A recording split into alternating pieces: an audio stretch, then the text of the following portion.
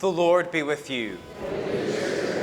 A reading from the Holy Gospel according to Matthew. Jesus said to his disciples, "The kingdom of heaven is like a treasure buried in a field, which a person finds and hides again, and out of joy goes and sells all that he has and buys that field. Again, the kingdom of heaven is like a merchant searching for fine pearls. When he finds a pearl of great price, he goes and sells all that he has and buys it.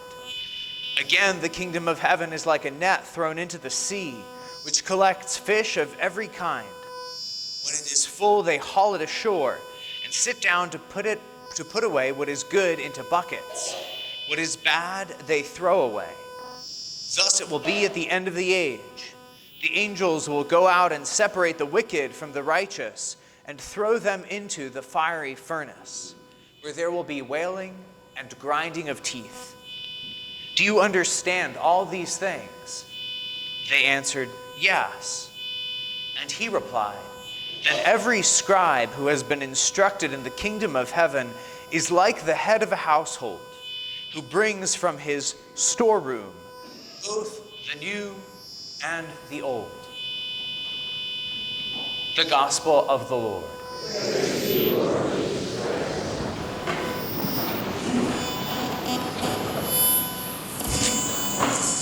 Good afternoon. What do I need to fix on the microphone?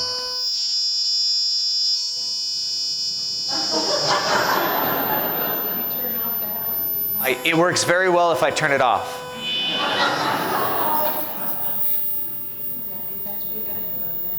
Okay, here we go. Good afternoon. My name is Father Sam Bellafiore. I'm a priest of the Diocese of Albany. I was ordained in 2019. I've been the Vocations director for 3 weeks, and part of my job is to travel around the diocese preaching. Bishop Bart gave me that mission, and so far in 3 weeks, I'm 0 for 3 on microphones.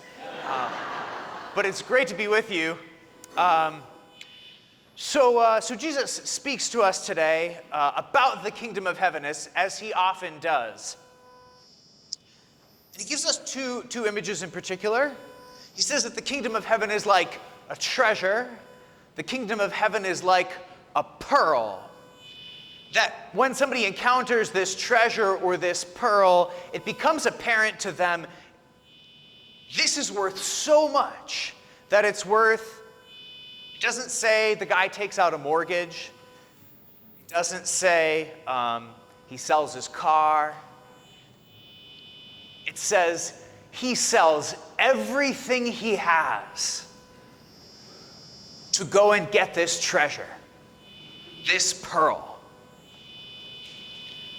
The treasure is friendship with God.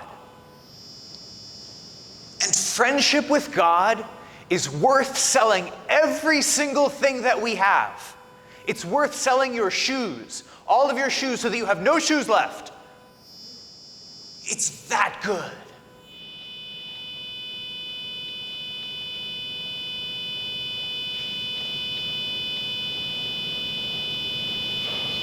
But how many of us live like that? Right? Don't so many of us, maybe we clock in on Saturday at 3:58, clock out 4:58, right? Maybe we put in our time, we make a little bit of effort, a little bit of commitment.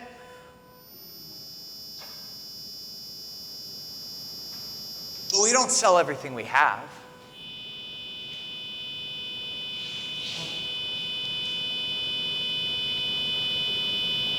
But whoever we are, God is inviting us to go all in.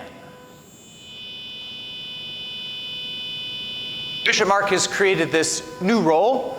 It's called the Director of Vocations and Campus Ministry. My role kind of has 3 parts. May I tell you about them? Great. Can you still hear me?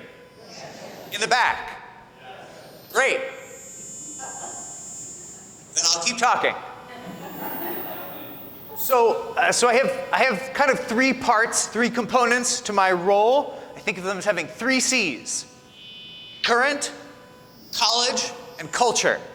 So the current is current vocations, current seminarians. Like, we have Samuel Zuze here, wonderful seminarian. He's going to his 3rd year at Dunwoody in Yonkers, and he's serving here and at the Schenectady City Mission for the summer.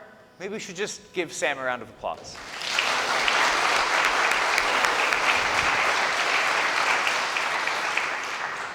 I lived with Sam at the St. Isaac Jogues House of Formation a couple of years ago. He's a wonderful man. He's got a really beautiful singing voice, and he's also a great photographer. Yeah, okay, good. You know that already. Excellent. And I'm just trying to give away all his secrets in case he hasn't told you yet. So please, I'm here to ask you in a particular way to pray for our seminarians. Okay, it's often not easy. It's never easy to make a commitment of your whole life to Christ, whatever your call is.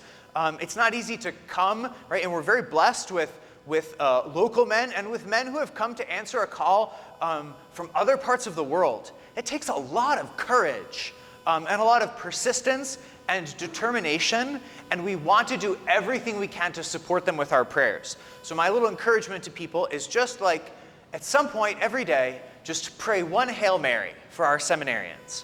Right, you're getting up in the morning, pray one Hail Mary. Or you're driving in the car and something crosses your mind, you're like, oh, maybe I should. I remember Father Sam said something about praying a Hail Mary for our seminarians. Pray a Hail Mary for our seminarians. Imagine if you and all the people in our diocese do this every day for a couple of years, great things are going to happen. The second part is colleges. Do you know how many college students are in the capital region? 100,000.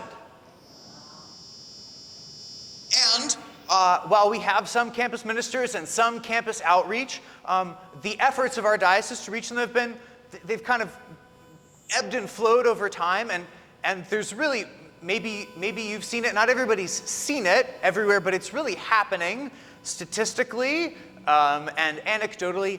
There really is just this great thirst among like middle school, high school, college students, and young adults for the gospel. The last 2 years, I've been the pastor in Rensselaer before I had this position. You know, we baptized or confirmed 11 or 12 people at the Easter Vigil this year, and more than half the people who were baptized were high school students or college students.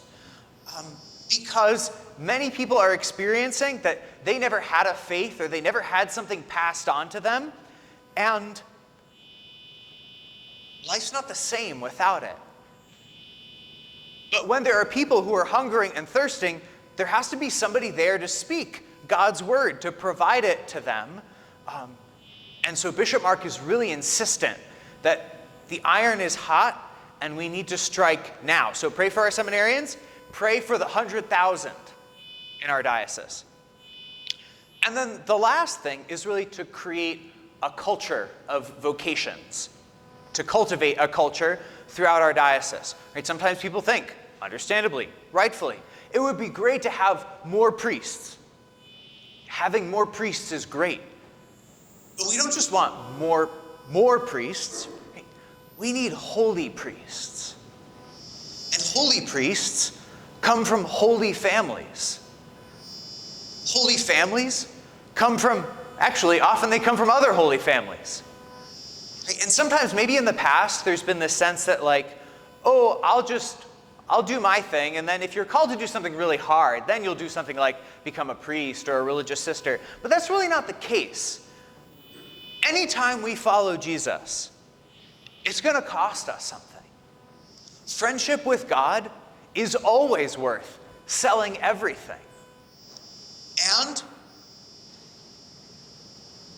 getting married, living a faithful marriage, being open to the gift of life in our culture, that's a radical choice too. And what we need to create in every parish throughout our diocese is a culture where it's normal for middle schoolers, high schoolers, college students, and for all of us, right? Not just to dip our toe in, but to go all in for Jesus.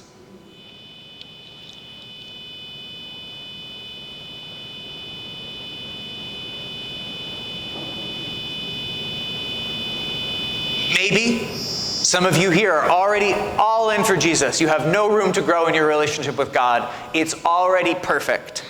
And when you ascend to heaven after communion, I can't wait to see it.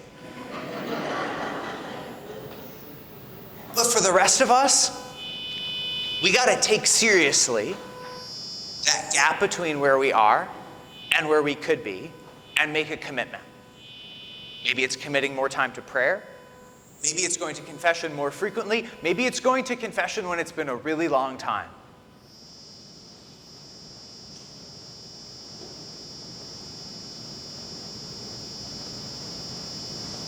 The question isn't, how much have I given, or am I content with what I've given? The question is, what do I need to do in my life so that I can sell everything I have for this treasure?